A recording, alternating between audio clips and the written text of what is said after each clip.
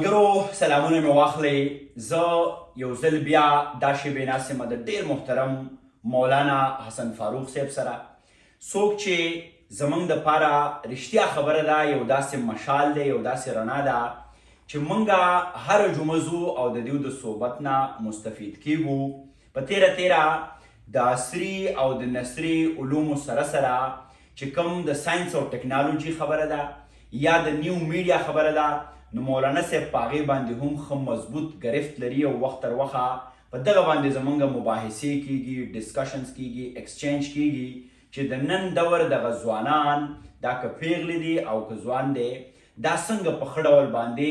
په ښه انداز باندې د معاشرې یو ښه فرد جوړولی شو. مولانا صاحب دلته خطیب هم دی د مسجد عمر فاروق او د دې ترڅنګه په جوډیشل اکیډمي کې ایز ا وزټینګ لیکچرر هم دنده لري. نیمه روجه تیره شوه. دغه روجه په خصوصي توګه په پښتنه منطقه کې موږ څنګه تیرو، د روجې بنیادي فواید څه دي، ارزښت یې څه دی او روجه موږ په څه حال کې تیرو، په دې باندې به د مولانا صاحب سره خبره کوو. مولانا صاحب په خیر راغلی، ستړي مه شئ. جزاکم الله خیر. خوشحال ساته. خوشحاله اوسئ. مولانا صاحب رښتیا خبره دا ده، ډېر داسې په لایټ موډ کې خبرې اترې کوو. دا روجه چې راشي نو په موږ باندې یو خرقه، یو خول راخور شي. هلکه روجه را روانه ده، روجې نه پس به خبرې کوو که خیر یو بس دا میاشت تېره شي نو بیا نو کاروبار هم موږ د ودرولو کوشش وکړو، د دفتر د ودرولو کوشش وکړو، د ډیلینګ، د رشتو د تلو راتلو، او بس اکثر بیا اوس خو په سټیټس پکې خلک ورکوي چې د ماسپښین مانځله به که خیر ګپ شپ لګوو، سهار خبره ترې پاتې وي. دا روجه موږ څه ډېر عجیبه انداز کې دې ته ګورو، دې ته کتنه کوو د دین په رڼا کې. بیا تاسو چې د نن دور خپلې زده کړې هم کړي دي، سټډیز هم کړي دي،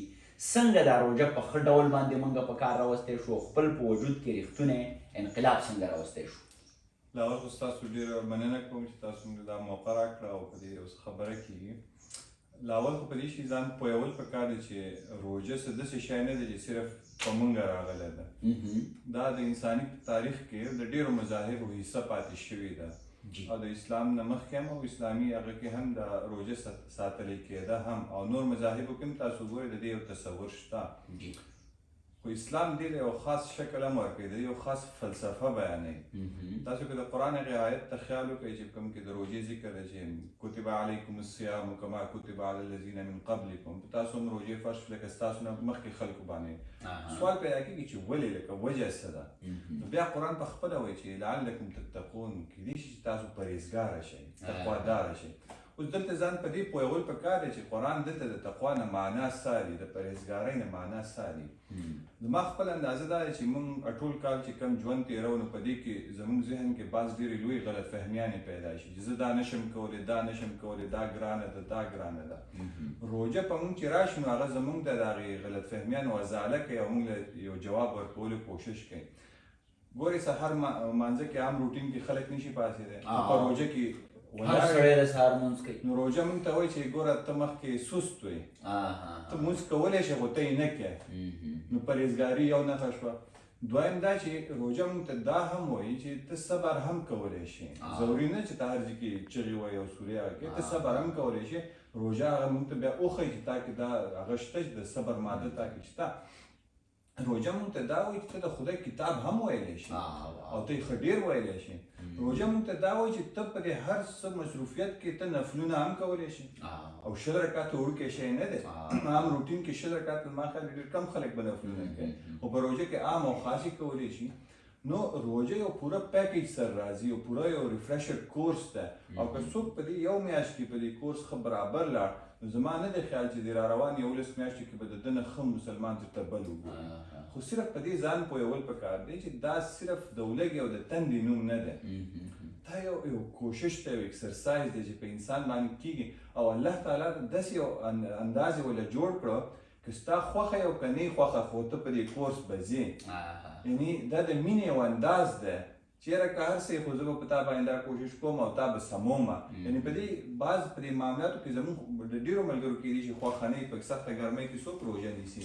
خو الله تعالی د مینې هغه ورسره وکړي چې نه خیر درته ونیسي او حالات هم ورته اسان کړي. خوا او شا کې ټوله معاشره په دې عبادت کې په دې هغه کې نو انسانان بدلېږي او دا یو کوشش دی چې ته بدل شه،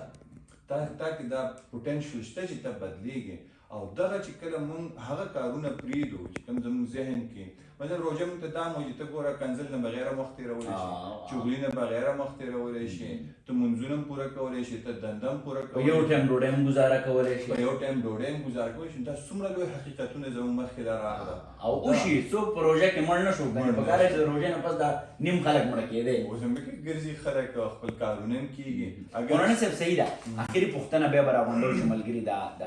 ویډیو وکتې هم شي زموږ رویې اکثر په کور کې د زنانو سره په بازار کې د دکاندارانو سره په ګاډي کې د ډرایورانو کلنډرانو سره یو دم بدل شي او نه پوهېږم چې آیا دا د نفسیاتو سره څه تړلې خبره ده چې زموږ نفسیات دومره رونسي دا روژه خو په کور کې مو هلته کول مازدیګر کې خو بیا بیخي موږ په پوزه مچ نه پرېږدو نو دغه فکرونو ته دغه رویو ته به تاسو کومه کتنه کوئ دا فکر چې کله راځي سړي کې نو دا د ولږې په بنیاد راځي که د دې ولږې سره ستا د عبادت تصور وي نو بیا اړو کېدی نه شي چې ته خوله بې ځایه وخوځې یا منظر وکړې یعنی که روژه مونږ د عبادت په شکل باندې واخلو دې ته مونږ یوازې صرف د لوږې په شکل کوي او رسول الله وایي چې د ډېرو خلکو روژه صرف لږ او تنده ده دا چې کوم خلک داسې قسمه رویه کوي دا روژه نه نیسي دا صرف لږ او تنده تېروي دا هغې فلسفه کې لا نه دي ډوب شوي یو ځل چې دې فلسفې ته راغلی بیا سوال نه پیدا کېږي د خولې نه سړی سمه ده مولانا صاحب ډېره زیاته مننه کوم قدرمنو وخت تر وخته مولانا صاحب تاسو ما سره ګورئ زموږ به په مختلفو موضوعاتو باندې بیا هم خبرې راځي د مولانا صاحب د خبرو د نچوړ په سلسله کې زما خیري خبره به دا وي دا ډېره مقدسه محترمه خوږه میاشت ده دا 11 میاشتې پس موږ ته یو موقع په لاس باندې راځي که موږ غواړو که نه غواړو خو موږ په څه نه څه حوالې ځان د روژې په سانچه کې اچو نو ولې نه چې دې ته نه یوازې د لوږې تندې په نظر وکتی شي بلکې دا موږ یو ډېر لوی عبادت په شکل کې واخلو او دا د الله تعالی د خوښې په عملونو کې یوه روژه هم ده ځکه چې دا یوازې ستا او د الله